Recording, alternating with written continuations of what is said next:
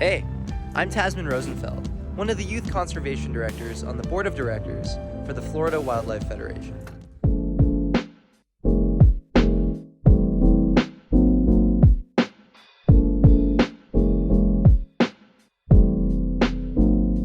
I grew up in Florida, in South Florida, and during my time growing up in South Florida, I spent a lot of time outdoors. Through that and through a class that I taught while I was in high school, the Florida Wildlife Federation recognized me for an award, a Youth Educator Award. And I came to serve on their board of directors as their youth conservation director.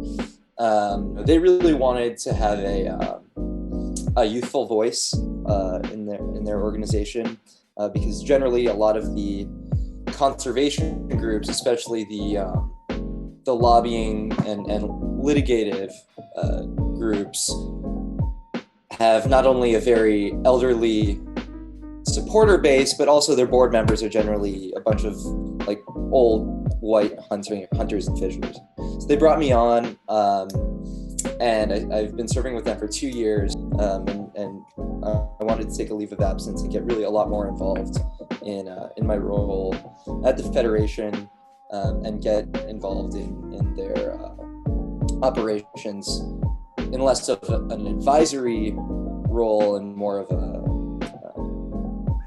doing role. I wanted to actually be involved in the lobbying, in the campaigning. What I've been doing mostly during my time here in Florida is working on two primary campaigns. One is to stop a proposed toll road project that spans from the Georgia border in the north, pretty much all the way down to the southwestern tip of the peninsula, and essentially would fragment 30 years of land conservation work here in the state of Florida.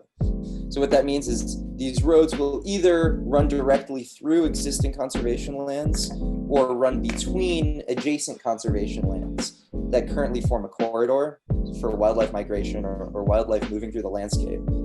The issue really is not constructing a narrative against those toll roads. It's somehow persuading the governor and the Department of Transportation and the legislature to put an end to this. And the other campaign that I've been starting, and is a little bit newer, is a campaign pushing for emissions regulatory policy at the state level.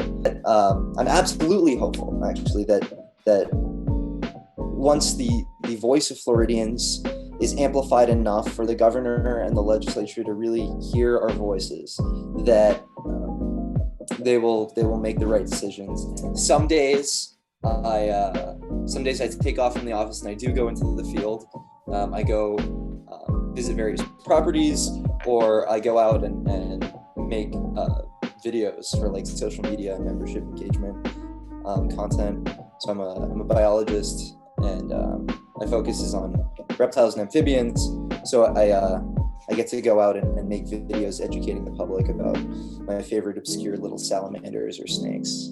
Tonight, I'm out on a rural road helping to escort migrating salamanders and other amphibians across the road so that they don't get hit by cars. These guys are so small and they move so slowly across the road that they get hit very, very often. I found a snake that when I lived in Florida I considered my white whale, and that I tried so hard to find the species of snake and couldn't do it. And then finally, in the couple of months that I've been here, I wanted to dedicate some time to finding that snake in the wild, and I did find it. It's called a short-tailed snake, Lampropeltis extenuata, and it's the most excited that I've been in a really long time.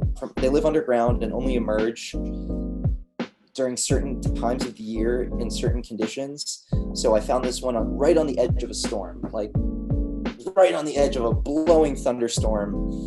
But something got this snake to squirm out of the sugar sand of one of Florida's ridges and like emerge onto the surface just at the right time for me to find it. I'm really grateful that I found a way, and that I was privileged enough to have the opportunity to learn some new skills, beyond an academic environment during this time. It's really engaged me in conservation in Florida. And I'm now personally thinking about a career in policy or government to kind of affect these changes. Whereas before I was pretty hard set evolutionary biologist. So